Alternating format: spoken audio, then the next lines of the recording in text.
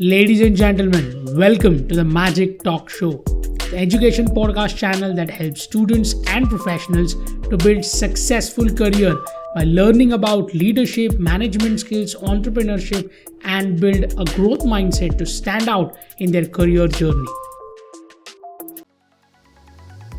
In our exclusive series called Kitab Shala, we have creatively curated 7 lessons in 7 minutes from the incredible life transforming books which will put you and your success on fast forward mode. Each nugget of wisdom is like golden key unlocking the doors to personal and professional transformation. This format of 7 lessons in 7 minutes which help you to digest the toughest lessons learning from the book with fun and joyous experience. Come and join us in this movement. If you want a weekly dose of motivation through self-help books, do follow our Magic Talk Show podcast and press the bell icon to stay updated on our podcast release on every Thursday and Sunday. Also, don't forget to rate our episode if you like it. Today, in this episode, we will unveil a book called Thinking Fast and Slow by Daniel Kahneman, which dwells deep into the cognitive mechanism that shapes our decision-making process, offering invaluable insights into how we perceive and evaluate the world around us. Thinking Fast and Slow by Daniel Kahneman is like a super interesting puzzle about how our brain works. Instead of just saying people think this way, the author breaks it down into 2 systems, and that's a quick and automatic, and another that's slower and more deliberate. It's like having 2 gears in your brain. This book is like a realization moment for understanding why we make the choices we do. It's not just about being smart, it's about how our brain are wired. What's cool about this book is that it's not all big words and theories. The author explains the thing in a way that makes sense of everyday's life. Author gives us tips on how to spot when our quick thinking might lead us astray and how to make better decisions overall. This book is like a treasure trove of knowledge, providing not only a deeper understanding of human cognition, but also actionable strategies for navigating our cognitive biases. Here are the 7 valuable lessons from Think Fast and Slow. Lesson number 1: 2 systems of thinking. In Thinking Fast and Slow, the author introduces us to the fascinating concept of 2 distinct thinking systems in our mind. System 1 operates automatically and quickly, relying on the intuitions and the gut feelings. It's like our brain's rapid response system, effortlessly processing information and making snap judgments. On the other hand, System 2 is more deliberate and analytical, requiring conscious efforts and attention. It's like our brain's slower, more than methodical side, where we carefully weigh the options and make reasoned decisions. Understanding these 2 systems helps us navigate different situations effectively, knowing when to trust our instinct and when to engage in deeper reflective thinking. Lesson 2: Cognitive Biases. The author dives into the realm of cognitive biases, which are like a mental shortcuts or patterns of thinking that can sometimes lead us astray. For instance, confirmation bias causes us to seek out information that confirms our existing beliefs, while availability heuristic leads us to overestimate the likelihood of based on how easily they come to mind. By uncovering these biases, the author equips us and the tools to recognize and mitigate their influence on our decision making process.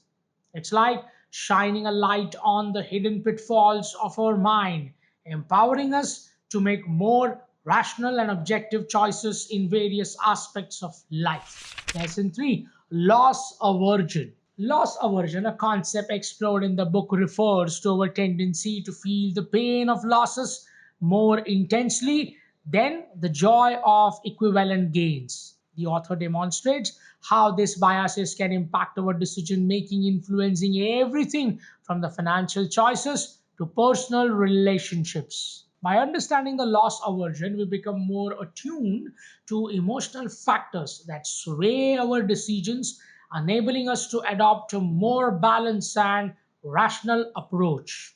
It's like realizing that our fear of losing something can sometimes outweigh the desire for potential gains, prompting us to approach decisions with greater mindfulness and objectivity. Lesson 4: Prospect Theory. Building upon the foundation of loss aversion, prospect theory provides a framework for understanding how individuals evaluate potential outcomes.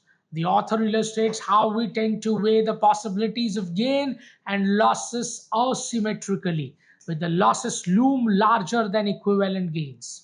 This asymmetry can lead to the decision that deviate from the traditional notion of rationality, as individuals strive to minimize losses rather than maximizing gains. By grasping the principle of prospect theory, we gain insights into complex interplay of risk, rewards, and perceptions that shapes our decision making process. It's like peering into the intricate working of our minds, uncovering the subtle biases and preferences that influences our choices. Lesson number 5: Hindsight bias. It is explained by the author is when we look back at the things what happened and think we knew that they would happen that way all along. It's like remembering a test we said and thinking we knew all the answers before even we didn't. The author reminds us to be cautious about trusting our memories too much. He says we should be a bit doubtful and realize that this bias can make us think better at predicting things than we really are. By being aware of this, we can look back at the past events more clearly and learning from them without getting too overconfident. It's like wearing the glasses that help see our past more than realistically. So we can learn from it and clear the perspective. Lesson number 6: Planning fallacy. The planning fallacy, a phenomena discussed, refers to the tendency to underestimate the time, cost, and risk involved in the future endeavors while overestimating the benefits. The author highlights how this cognitive bias can lead to overly optimistic projections and unrealistic expectations. By acknowledging the planning fallacy, we become more expert at settling realistic goals and crafting effective strategies for achieving them.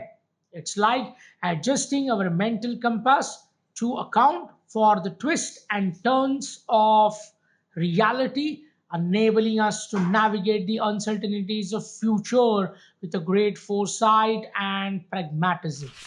Lesson 7: Endowment Effect. Finally, the endowment effect sheds lights on our propensity to assign the higher value to objects simply because we own them.